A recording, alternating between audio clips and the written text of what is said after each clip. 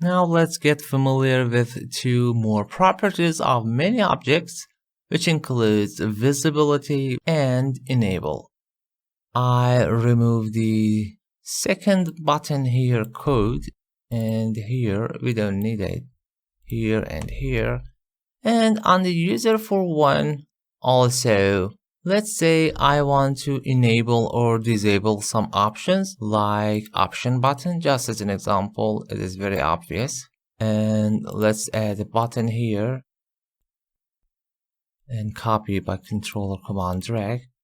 I say disable, and this one enable.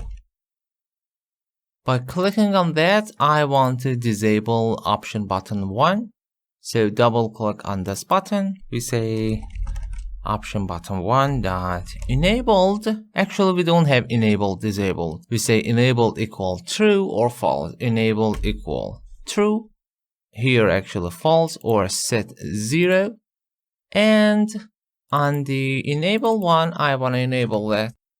Option button 1 dot enabled equal true. Let's run the form.